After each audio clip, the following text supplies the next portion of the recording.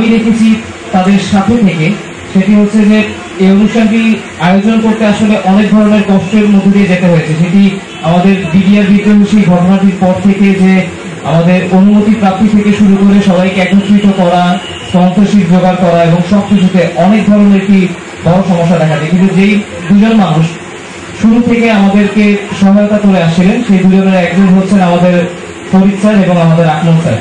তাদের দুজনের সহযোগিতা ছাড়া এই আজকের যতটুকু আয়োজন হয়েছে, আয়োজনটি করা সম্ভব ছিল না। কারণ এটি আমাদেরকে অন্তত মেনে নিতে হবে যে খুব কম সময়ের আয়োজনে আমরা আজকে আসলে এটি করতে পারছি। তো এই আয়োজনের অভিজ্ঞতাটি কেমন ছিল এটি আজকে সবার সাথে শেয়ার করার জন্য আমি প্রথমে অনুরোধ জানাবো ফরিদ স্যারকে সবার উদ্দেশ্যে কিছু বলার জন্য।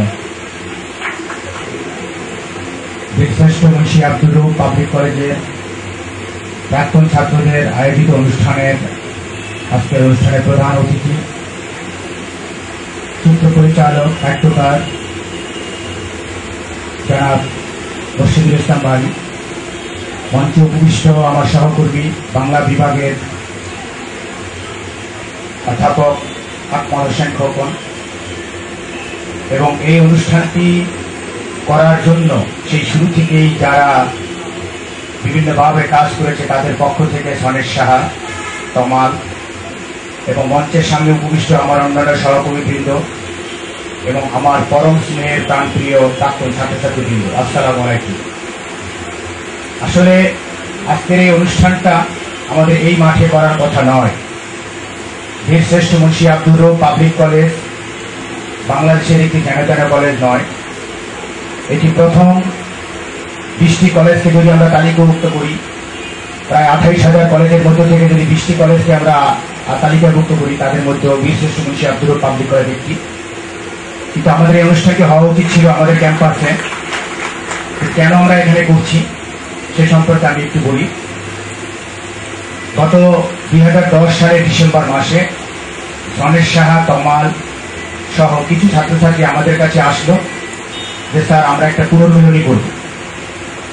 আমরা বললাম ঠিক আছে, পুনর্মিলনী করবা, তোমরা যথাযথভাবে আবেদন করো। ওরা যথাযথভাবে আবেদন করলো এবং প্রাক্তন ছাত্রছাত্রীদেরকে সংগঠন করার জন্য বিভিন্নভাবে তাদের সাথে আলোচনা করে ছোটখাটো বিভিন্ন রকমের মিটিং করে তারা কাজ আগাতে শুরু করলো। এক পর্যায়ে তাদের আবেদনটা যখন বর্তমান বিজিবি মহাপরিচালকের কাছে গেল, আমরা সবাই জানি বিডিআরের ভিতরে বর্তমানে বিজিবি একটি ন্যাক্কারজনক ঘটনা ঘটে গেছে।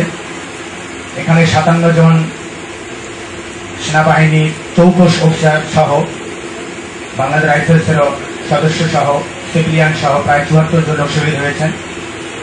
পরবর্তীতে পিলখানার যে অবস্থা, সেখানে একটি আদালত আছে, সেখানে বিচার হচ্ছে। এই সব মিলিয়ে পিলখানার ভিতরে অথরিটি এই অনুষ্ঠানটি করার জন্য তারা নীতিগতভাবে অনুমতি দিতে পারছিলেন না। কারণ হলো পিলখানাটা বাহিরের থেকে আমরা যেভাবে দেখি, বাহিরের পরিবেশটা যে অবস্থায় আছে, আসলে পিলখানার পরিবেশটা সেরকম নাই। বর্তমানে সেখানে একটি যুদ্ধকালীন অবস্থার মতো পরিবেশ বিরাজ করছে। সেখানে বিচার আচার হচ্ছে, আদালত হচ্ছে। তো যাই হোক, তারপরেও অনুষ্ঠানটি একেবারেই যাতে বাদ হয়ে না যায়, ওদের অনুপ্রেরণায়, ওদের সহযোগিতায়, ওদের কষ্ট প্রচুর কাজ করেছে ওরা। আমি একই সাথে ধন্যবাদ জানাচ্ছি 2007 সালের ছাত্রদের, যারাও বিভিন্নভাবে, আমরা স্পন্সর পাচ্ছিলাম না, বিভিন্নভাবে ওরা বিভিন্ন জায়গায় যোগাযোগ করেছে সনেট এবং কামালের সাথে। তারা পরবর্তীতে আজকের এই অনুষ্ঠানটি করতে পেরেছে বলে আমি ওদের কাছেও কৃতজ্ঞ। কারণ এই অনুষ্ঠানটি যদি না হতো, একটা মাঠ পর্যায়ে যদি থেমে যেত, তাহলে বীরশ্রেষ্ঠ মুন্সি আব্দুর রউফ পাবলিক কলেজের মধ্যে প্রতিষ্ঠানের প্রাক্তন ছাত্ররা একটা প্রোগ্রাম করতে পারবে না, একটা প্রোগ্রাম হবে না, এটা কোনোভাবেই মেনে নেওয়া যায় না। তো তারপরেও এই বর্ষার সিজনে এই সকাল থেকে যে প্রচন্ড বাতাস বৃষ্টি হচ্ছে, এর মধ্যেও যে অনুষ্ঠানটি হচ্ছে এবং আমাদের প্রধান অতিথি তার শতব্যস্ততার মাঝে আমাদের এখানে এসে অনুষ্ঠানটিতে অংশগ্রহণ করেছেন বলে আমি তার কাছেও চিরকৃতজ্ঞ।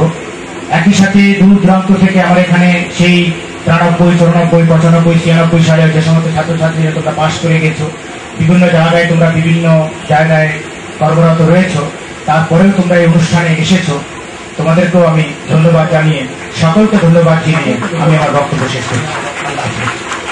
স্যারকে অনুরোধ করব এবারের অনুষ্ঠানের আয়োজনের যে জায়গাগুলো ছিল সেই সবকিছু আমাদের সাথে শেয়ার করবার জন্য। আকন স্যার। আয়োজন করতে গিয়ে আমাদের সমস্যায় পড়তে হয়েছে।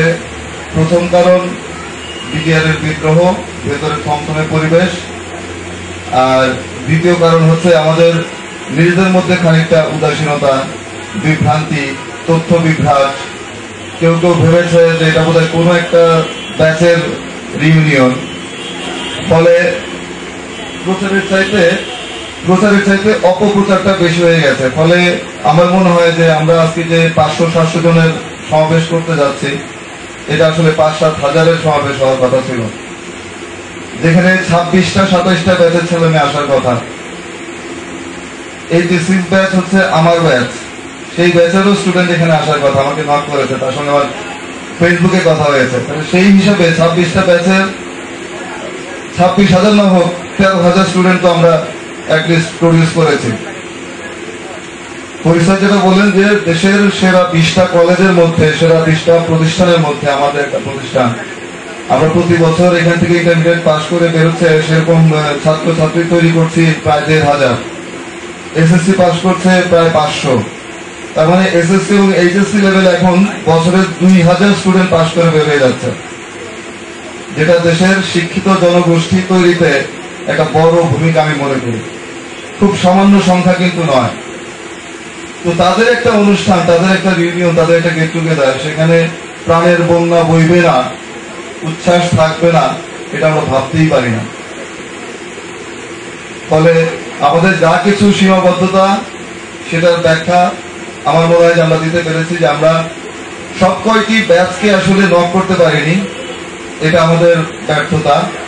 আর যতটুকু পেরেছি তার মধ্যে শেষ পর্যন্ত আমরা যেন শেষ করে আসতে পারি সুশৃঙ্খল ভাবে, সেই আকুতিটুকু আমি রাখছি, সেই মানে অনুরোধটুকু আমি রাখছি।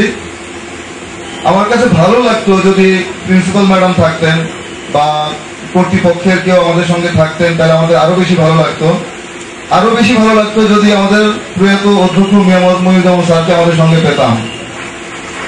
ওনার ইচ্ছা ছিল 2009 সালে রজত জয়ন্তী অনুষ্ঠানে উনি যোগ দেবেন, তার আগেই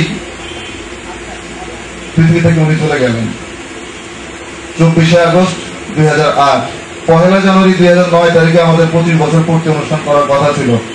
উনি সম্মত ছিলেন।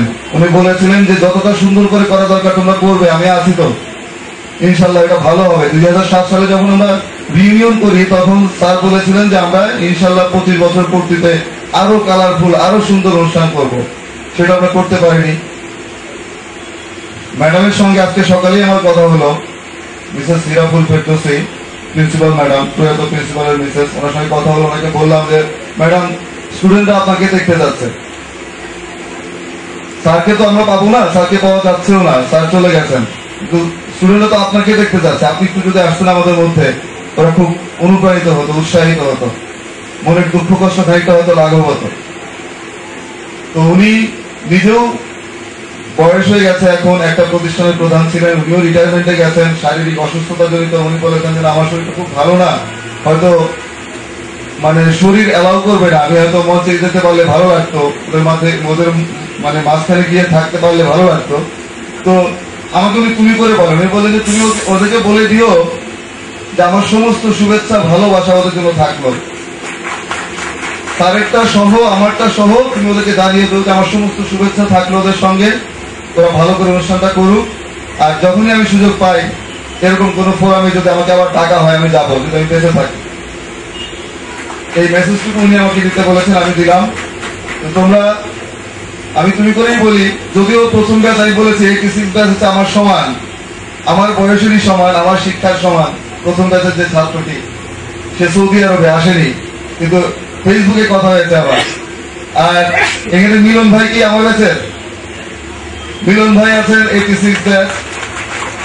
তো এই যে প্রথম ব্যাচ থেকে এই যে 27 ব্যাচ পর্যন্ত 26-27টা ব্যাচের এতজন ছাত্র ছাত্রী, সবাইকে আমরা আরো ভবিষ্যতে বড় কোনো আয়োজনে সামিল করতে পারবো, এরকম একটা আশাবাদ ব্যক্ত করছি। এবং আজকের অনুষ্ঠান আয়োজন করার জন্য 2007, 8, 9, 10 ব্যাচের ছেলেমেয়েরা যে পরিমাণ পরিশ্রম করেছে, আর তার সঙ্গে 92, 94, 96 সালের ছাত্রছাত্রীদের যে পরিমাণ উৎসাহ যোগ হয়েছে, এটাকে আমি ঈর্ষণীয় মনে করি। আমি ভাবতেই পারিনি যে এরা এভাবে এসে এক কাতারে সামিল হয়ে যাবে।